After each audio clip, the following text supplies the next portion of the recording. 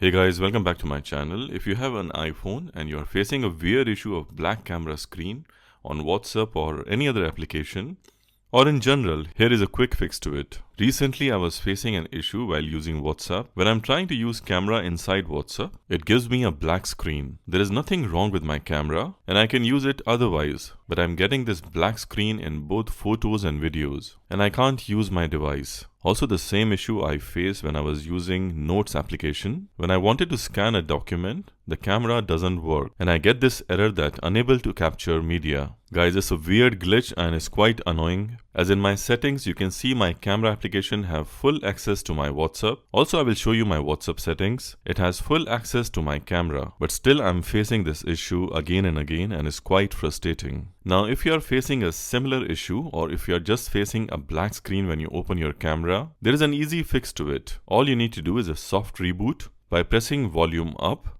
then volume down, and then keep pressing the power button until you see Apple logo.